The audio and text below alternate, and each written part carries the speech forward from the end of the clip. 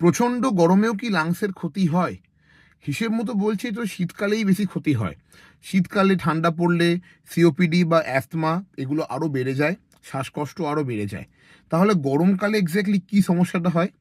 এটাকে আমরা বলি বার্নিং লাং সিনড্রোম। এক্স্যাক্টলি এটা কি? যারা থাকেন প্রচণ্ড ডাস্টি ক্লাইমেটে বা ডাস্টি ওয়েদারে, যেমন দুর্গাপুর, যেমন আসানসোল, যেমন বার্নপুর, যেমন কুলটি, যেমন সিউড়ি, যেমন রামপুরহাট, এখানে দেখবেন এয়ারে ডাস্ট পার্টিকুলেট ম্যাটার প্রচণ্ড বেশি। এখানে এয়ার কোয়ালিটি ইন্ডেক্স কিন্তু নর্মালের থেকে অনেকটাই খারাপ। যখন প্রচণ্ড গরম পড়ে, হিট কিন্তু যে পলিউট্যান্টগুলো আছে ওগুলোকে রেখে দেয় একদম আমাদের নোজ লেভেলে বা নাকের লেভেলে, ওগুলো কিন্তু ডিসপার্স হয় না। কি এক্স্যাক্টলি হয়? প্রচণ্ড হিট থেকে প্রথম পয়েন্ট হচ্ছে এয়ার আর মিউকাস পুরো ড্রাই হয়ে গেল। পলিউশন তো আছেই, ওই ড্রাই মিউকাসে আমরা পলিউশন বা যে পলিউটেন্টগুলো ইনহেল করছি ওগুলো ঢুকছে লাংসের মধ্যে। ড্রাই মিউকাস প্লাস পলিউটেন্ট বা পার্টিকুলেট ম্যাটার দুটো মিশে একটা অ্যাকিউট ব্রঙ্কাইটিক ফিচার্স ক্রিয়েট করতে পারে, যেটাকে আমরা বার্নিং লাং বলি। বার্নিং লাং কথাটা কোত্থেকে এসছে?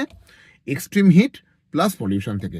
তাই জন্য হয়তো যেখানে এয়ার কোয়ালিটি ইন্ডেক্স ভালো সেখানে গরম পড়লেও হয়তো লাংসের রোগ দেখা নাও যেতে পারে, কিন্তু যেখানে এয়ার কোয়ালিটি ইন্ডেক্স খারাপ, যেখানে পলিউশন বেশি, সেখানে কিন্তু গরম পড়লে ভালোর জায়গায় উল্টে খারাপ হওয়ার সম্ভাবনা বেশি।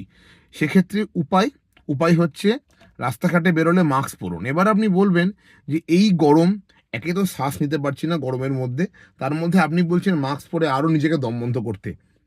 উত্তর হচ্ছে অনেক ক্ষেত্রে আমরা যেটা বলি, নিজেকে ভালো করে হাইড্রেটেড রাখুন, প্রচুর পরিমাণে জল খাবেন, এবং অনেক ক্ষেত্রে মাস্কটাকে যদি অল্প একটু ভিজিয়ে নিতে পারেন, সামান্য একটু, তাহলে কিন্তু অনেকটা আরাম পাওয়া যায়। তাই আমার প্রত্যেকের সাজেশন, এই যে সিভিয়ার দুপুরবেলার টেম্পারেচারগুলো বাড়ছে, নিজেকে অ্যাডিকুয়েটলি হাইড্রেটেড রাখুন। যারা এই দুপুরে বাইরে ঘুরছেন তাদের জন্য মাস্ক কিন্তু ম্যান্ডেটারি, নিজেকে পলিউশন থেকে প্রোটেকশন দেওয়ার জন্য। ধন্যবাদ।